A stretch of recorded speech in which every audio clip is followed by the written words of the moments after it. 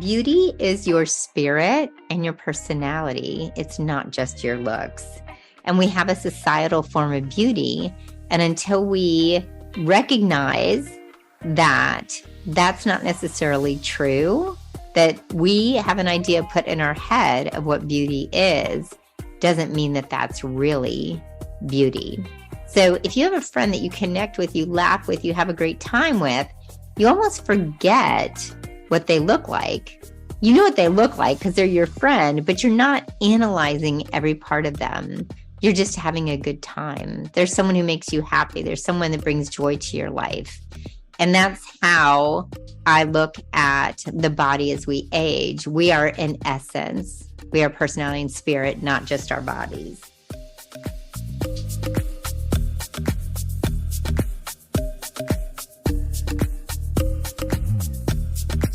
I'm your host, Kim Hines, and welcome to the Emotional Eats podcast. I'm on a mission to show you that what you consume, not just the food, affects your entire life. Midlife is different. Let's dig into the real reasons why you eat when you're not hungry and why you're not feeling well. My guests and I are going to give you doable solutions and help you let go of perfectionism, food rules, and stress to make changes that will last a lifetime. If you're ready to ditch old school diet culture and nourish your entire life, this is the show for you. Welcome to episode 19 of the Emotional Eats podcast. I'm excited to bring you part 2 of unlocking your midlife happiness. I'm sharing 10 things that I did in my 50s to improve my mental and physical health, and it's also working for my clients. Go back to episode 18 for the first 5. When we move into our 40s and 50s as midlife women, we are finding that things are changing with our bodies, things are changing with our minds, and turning to different professionals to find the answers. So I'm sharing some of the things that have worked for me. In this episode, I talk about the importance of building muscle and the type of exercise that I'm doing right now in order to stay strong, have mobility, have flexibility, and longevity.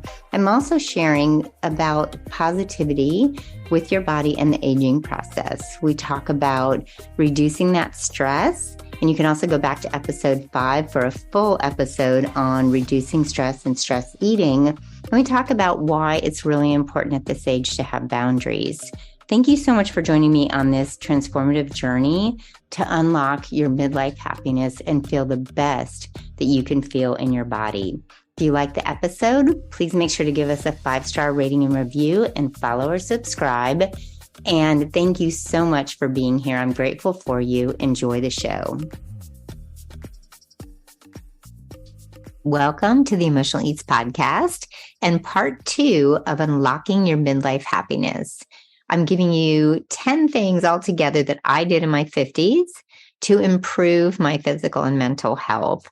In our 40s and 50s, things are changing. Our body's changing a lot. Our mind is even acting differently. And in an effort to feel better, more comfortable in my skin, and to feel healthier mentally and physically, these are some of the things that I did and I do with my clients. So I wanted to share them with you. So if you missed the last episode, episode 18 is part 1, and I gave you the first 5 items that will give you some things to think about. And what I stressed was that we are individuals. So I'm giving you ideas and things to jumpstart you, but do things your way and listen to your own body and listen to your own cues. So in the last episode, I shared everything from quitting dieting to how I'm nourishing my body now, some of the things that I cut out of my life to become calmer and feel better mentally and physically. And also just some things that you can do to just make sure that you are even doing some proactive and preventative things. So go back to that episode and listen to 1 through 5, and let's get started. I'm excited to share with you the last 5 things. There's so much more, but I tried to put it all together in a more concise list for you. And remember, again, always do things in baby steps. You don't have to do everything at once. And these are ways for you to just jumpstart and work on the things that you feel comfortable starting with. So, number 6, one of the things that I found so impactful with my body after going through menopause was lifting weights. And the reason why I bring this up, a lot of people are doing their own workout. You do have to do a workout that you will sustain that habit over time. So if there's something that you're doing, you know, this is something you'll stick to because you love it, then by all means, we love exercise. We love movement. You know how much I love walking if you've been following me at all. However, there's something so impactful about the weight. And I'm going to share how that's working in my life and some of my clients' lives. But also, you can go back and listen to Ren Jones. He's a fitness and nutrition expert in episode 4. And he talks about how muscle really creates that independence and freedom for us as we get older. Because as we get older, things change in our bodies. And some people even feel more frail. And the more muscle that we build, the more likely we're going to feel strong and stable, and it stabilizes other things in our bodies. So it doesn't just stabilize the physical parts of our bodies, it also helps stabilize blood sugar. It actually helps improve mood. There are articles out there now that are showing that building muscle, lifting weights can actually help calm the nervous system. We've always heard that there's endorphins and it makes us feel better, but there is actual work out there that you can look up on how it helps to calm the nervous system. And when we work out and we lift weights, we are creating a stress on the body, but at the same time, that stress is creating something even bigger and better for us. And when I found that I was lifting weights and focusing on being strong, not skinny, because when we go back to that last episode, you'll hear about the dieting and the restriction and the tracking that a lot of us have done for 20 to 30 years. When you focus on being strong and stable and having balance and mobility, it's amazing how your brain can shift and how excited you can be to do those workouts, but also how your body's going to feel. You're going to feel stronger. You're going to feel more stable. You're going to feel more secure. So even if we're not losing weight, when we become stronger, it changes the composition of our bodies also. And I think there's this myth out there that women are going to bulk up. I have been lifting weights for many years, and I am not gaining the type of muscle that some people are afraid that they're going to gain. But that muscle is there.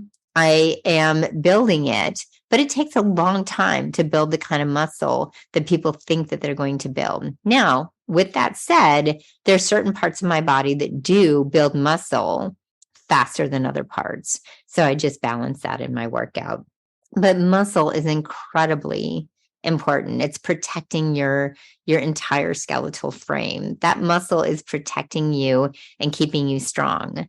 I don't love to talk about the weight loss portion of this, but when we are gaining muscle, it has to replace that fat. And we also know that with our metabolism, doing cardio versus doing the weights, we can be burning more as we build up muscle, because it will be still burning while you're sitting and sleeping, not just while you're doing the workout.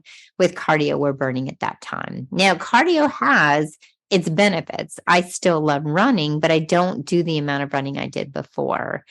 We love that cardio effect for the heart and to feel good and to gain endurance, but the gold is really in with the muscle.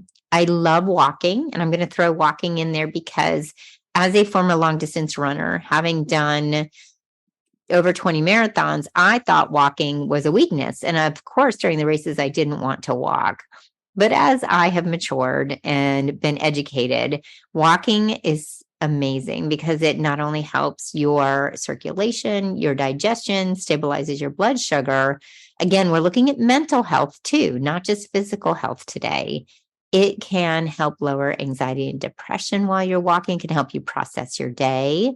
So muscle is the main thing that I start with, and I add in all these other things after I've done the weightlifting, the walking, or if I feel like doing cardio that day or run, because that muscle is giving me the biggest benefit right now. So that's The sixth one, because remember, I gave you the first 5 in episode 18. So number 6 is weightlifting. And weightlifting doesn't have to look like what you think it did back in the day when we think of, just bodybuilders. And I think it's very interesting that clients that are my age struggle to consider doing this. I get it. It's new. It's different. We don't know enough about it, but getting a really good personal trainer, getting help with that can get you started. And you don't have to even go to a gym to do it. You can be at home with a few different sets of weights and do those exercises at home as long as you feel like you are having really good form. So number 7 on my list is recognizing the impact that self-criticism has on you and changing that negative self-talk. So one of the things that I brought up in episode 18 in part 1 was how the news and social media impact me and my clients. And the interesting thing with social media is that's an external force. News, that's an external force.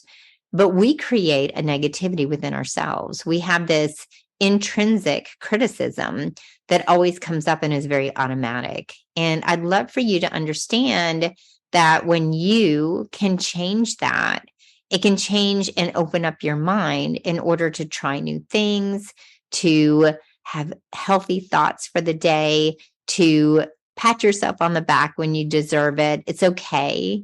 You are allowed to celebrate every little thing. It also helps with body image because in our 40s and 50s, as things are changing and we're really feeling like we're losing control over what's happening with our bodies, when we can speak to ourselves in a loving way and we can love ourselves through the transition, then it makes that transition even more achievable. So you don't have to love where your body is, and you can work on it and you can become healthy. You can even lose weight if you want. But loving you for who you are today is going to give you so much more.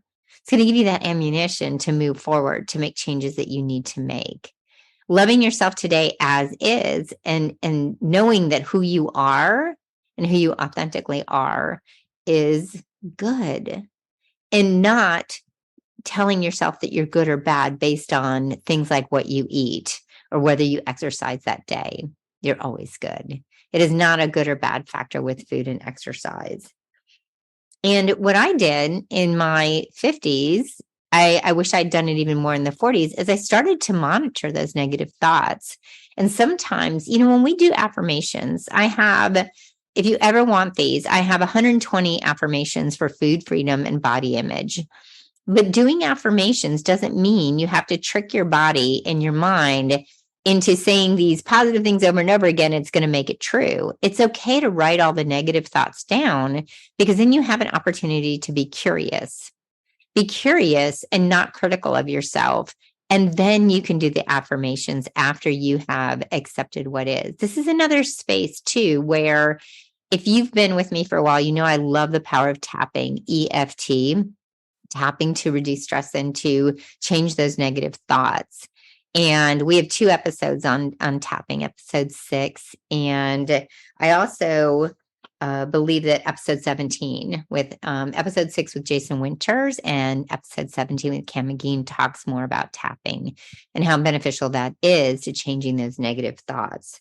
So number 6, I started with the weight training is really amazing and putting that muscle on the body. And you don't have to do it exactly the way I do it. If there's other ways that you can do that, go for it because you're an individual.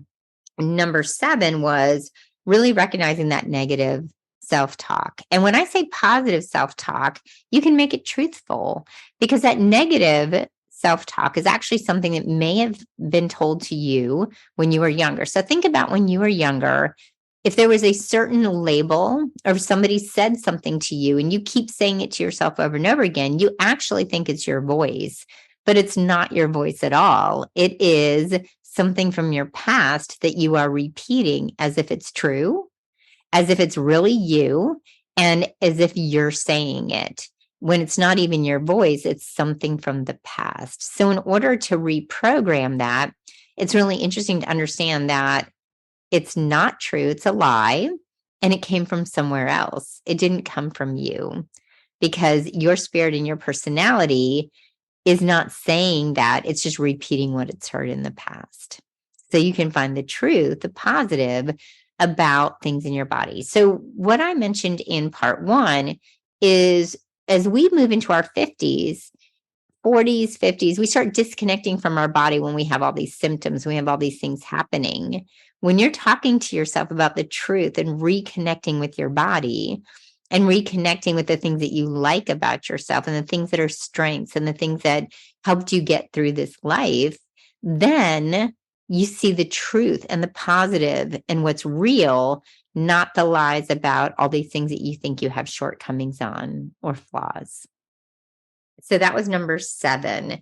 Number 8 is I changed my view of aging, because we are in a society where beauty and youth are idolized. And when you get to your late 40s, you get to your 50s, you get to your 60s, you have so much wisdom. You have so much to offer. You have so much personality. You have so much more knowing and understanding of people. So aging in a physical sense is very challenging for some people, because again, if you go back to part 1, I talk about the social media aspect and the comparison that we make with people. And everyone has a chance to do whatever they want in the aging process. You can let your hair go gray, you can dye it. You can just love these wrinkles, or you can have intervention, whether you want to do injections or not. Some people want to do surgery. That's not what this is about. What aging is about is, can you honor and love the fact that you deserve to feel amazing for the years that you have put in on this planet and the many more you have. And aging is a process. So when people say, I did a fun podcast with Dr. Kira, and we talked about skincare. And she said, why do we use the word anti-aging? Why would we want to use a word that makes us go against something that's naturally happening? And that's the same with menopause. It's something that's naturally occurring. We just have to learn how to deal with it to feel better. But when we understand it, it's just happening. So these are the things that I'm telling you in these 10 items that helped me feel really good mentally, physically, vitality wise, helping my clients with it and have more confidence and self-esteem. And when you can embrace the aging process and look at all the good things that are happening from it, then your life is going to be happier. It doesn't matter what you do to intervene. If you want to have fun with all these other things, that's great. It doesn't mean you have to do it the same way as the next person. It just means that aging is not a bad word.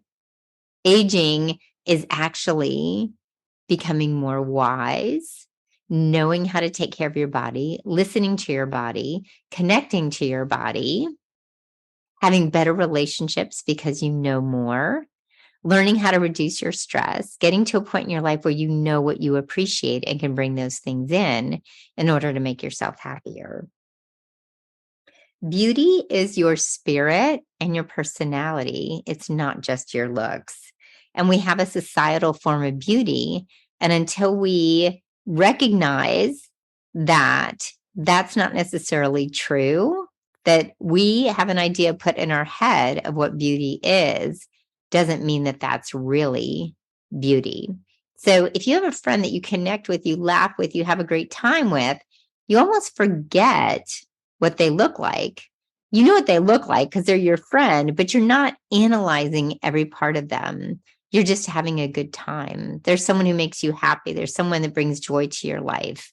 And that's how I look at the body as we age. We are in essence, we are personality and spirit, not just our bodies.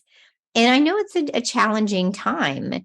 Appreciating your authentic self takes process. It's a process. It takes time. It takes practice to appreciate your authentic self. And I understand that. It's one of the things that when I work with clients who are really looking more at the physical side of things, they realize that that is a mental barrier when they're not accepting the aging process and just doing all the amazing things that they can do to feel good instead of just being sad that this aging process is happening to our bodies. So that was number 8, aging. Number 9, I stopped people pleasing as much and honored my boundaries a little bit more. So when we go back to what's the point of all of this is the 10 things that I want to share with you that improved my mental and physical health and helped me unlock that midlife happiness. And one of the biggest things is when I stopped valuing other people's opinions, especially strangers, as much as my own. I value people's opinions. I love the people around me. I want to hear what they have to say. But the bottom line is, how do I feel about things? And people pleasing. So growing up, I believe that my people pleasing came more from a need to be liked, be loved, to be a mediator. And I realized my people pleasing wasn't always just kindness. It was more a habit of doing things and bending over backwards. And then me feeling resentful later because I wasn't doing it always out of the goodness of my heart. It was a habit to do the people pleasing. So if you find yourself doing that, that might be something you want to look at as you're getting older to figure out, what do you really want to do? Because you can say no, thank you in a very kind and direct way if there are things you really don't want to do. And what I encourage you to do with the people pleasing is to take a breath, take a minute, and don't answer when people ask you to do things if you're finding yourself saying yes too many times. And understanding that you can honor yourself. We don't want to cancel on commitments, but if there are things that you really feel are better for your mental and physical health to not do, but you've committed to them, it might be something to look at. And you may have to just be honest and explain. But you do not have to apologize. That's another thing that I found myself doing up until about my 40s, 45. I apologized out of habit. Things that weren't even my fault, I apologized for. And now I know that that is a habit that came from smoothing things over. If things were chaotic or someone was a little bit unregulated, I was always the one to apologize so that I could smooth it over and avoid conflict and confrontation. So as you get older, look at your personality. I call mine quirks for me that I could possibly be changing and feeling more comfortable with myself if I didn't fall into some of those patterns. So some of my clients really like to explore boundaries and whether or not they're placing good boundaries. Boundaries are not really for other people, they're for you. And many people will not like your boundaries because then they're not getting something from you. But sometimes we have to put a boundary up for others in our lives. And it's actually very respectful to do that because then they know where you stand. We think putting up a boundary is not nice, but when you put up a boundary, you're sharing with people how to treat you. And that boundary helps you create peace within yourself. And I also, as I got older, am honoring my more homebody, introverted side. I didn't realize I even had this. Growing up, I always thought I was extroverted.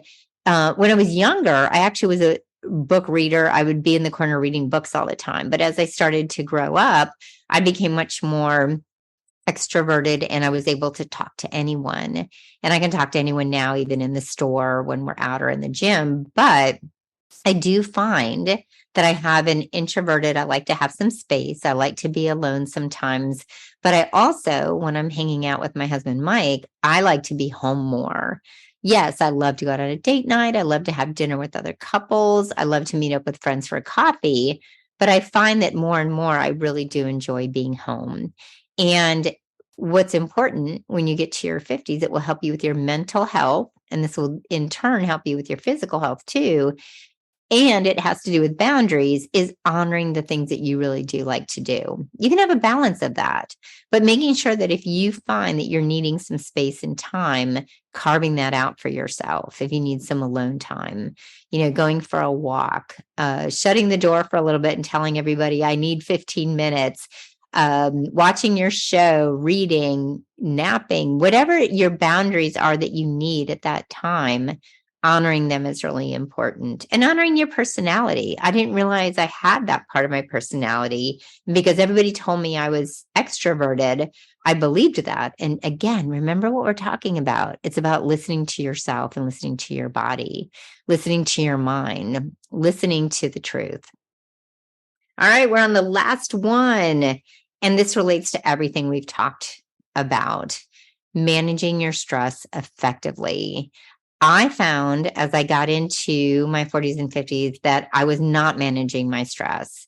And when I learned techniques and ways to manage my stress, manage my thoughts, my anxious thoughts, I was able to not only become mentally feeling healthier, but stress takes a major toll on your body. And when you are stressed out, you also can't sleep. And we know that sleep is so important. When you go back to the last episode, I do talk about how you bookend your day, your morning and your evening. And those are very important to your sleep schedule. And you need your sleep in order to optimize your hormones, to reset everything in your body, to process your day, and to generally just feel healthier throughout the day. Your body and your mind cannot function fully when you're not getting a good night's sleep. And that's a challenge. We know that that's a challenge as we start to go through menopause. And the other thing that I found really exciting was there are so many different coping techniques, whether you are seeing a mental health counselor to learn techniques or to talk out what's going on in your life, whether you are doing tapping, which I love. Again, episodes 16 and 6 and 17 are episodes that talk about tapping. I use it with my clients. Also, breathing, prioritizing that alone time, making sure that you know what the stress is coming from so that you even have an opportunity to work on it. That's one thing I didn't know. I didn't know where the stress was coming from. One of the things that I found is I did not have a work-life balance. We talked in the last episode about the work to home life transition was not good because alcohol was brought up in episode 18. So finding ways to reduce that stress, walking, getting out of the house for a couple minutes, being alone, just breathing, just doing your devotions, praying, whatever works for you to reduce that stress. It is important that we bring that stress down for so many different reasons, because stress can also spike that cortisol, and that cortisol can cause so many things in our bodies, the inflammation, spiking the blood sugar. So this is a physical and a mental manifestation when we have too much stress in our lives. Stress affects our eating greatly. So when you are overly stressed, you could go one direction or the other, not eat enough so that your body is not filled with nutrient-dense food, or you could be emotionally eating and craving food that may not be serving your body, but you also might be overeating because it is an escape from the stress. So it's really important to find ways to manage your stress. And what I work on with my clients is just what's the best way for you personally and individually to manage that stress. And the reason why I bring that up is because a lot of my clients will come to me and say, I really want to learn to meditate, but I just can't do it. And if that's not something that works for you, then we move on to something else like the tapping or the journaling or some way walking every day, whatever works for you.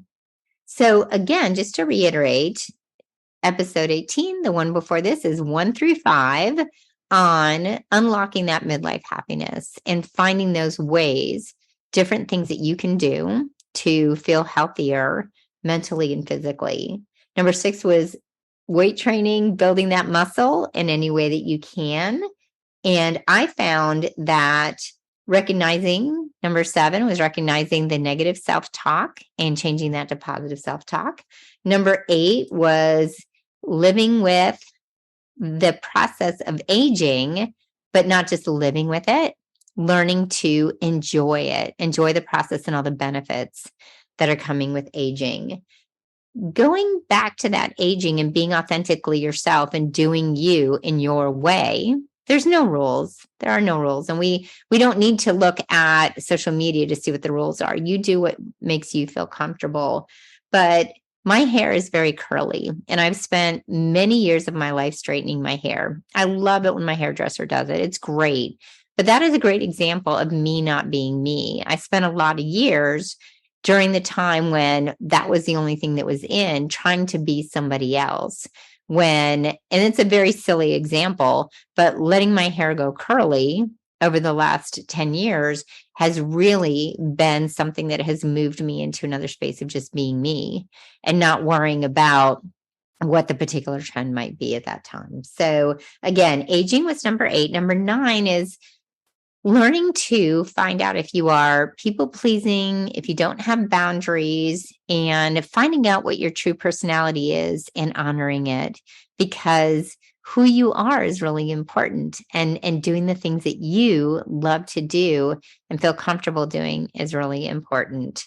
You can have a mixture in your life of different things, being introverted, being extroverted, having social time, having alone time, but honoring what you feel like you really need. And if spending a lot of time with people zaps your energy, then make sure after that you take some time for yourself. And number 10, managing stress. And this comes in so many different forms.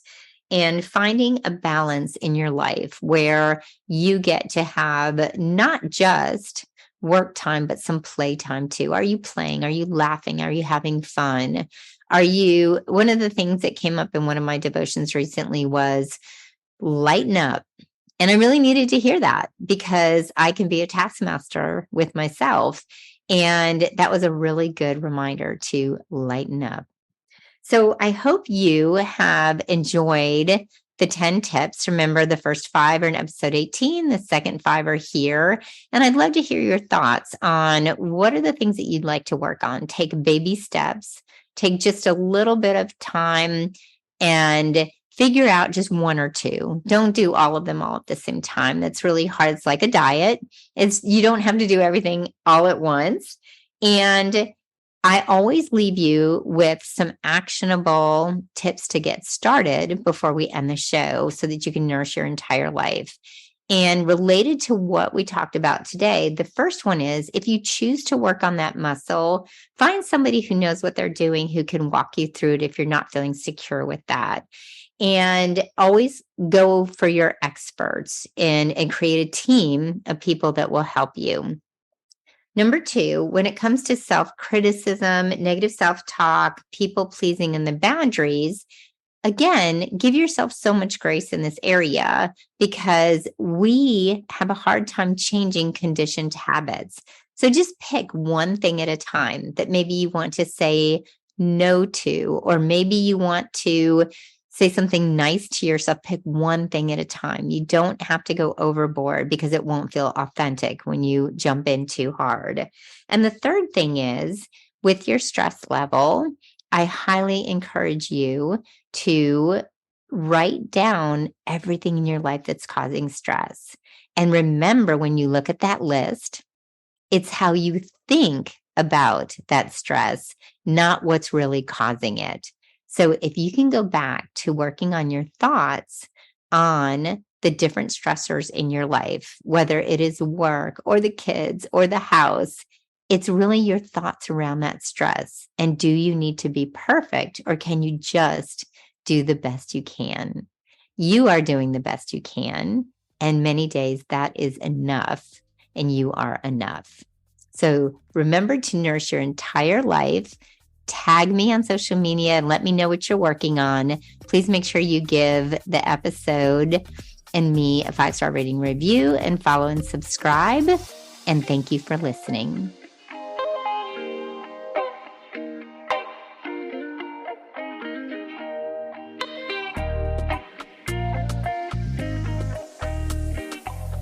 I really appreciate you being here. If you resonated with this podcast, it would mean a lot to me if you'd be willing to follow or subscribe to the Emotional Eats podcast. Then you'll never miss an episode. Just go to the Emotional Eats show page on Apple, Spotify, or wherever you listen to podcasts and tap the plus sign in the upper right-hand corner and click on it. While you're there, if you'd be willing to give me a 5-star rating and review, I would be so grateful. If you'd like to take a screenshot and share it on Instagram, just tag me at Kim Hines Health. I would love to hear your thoughts and let me know how I can support you. You can always DM me on Instagram, again, at Kim Hines Health. And just remember to nourish your life and give yourself grace today.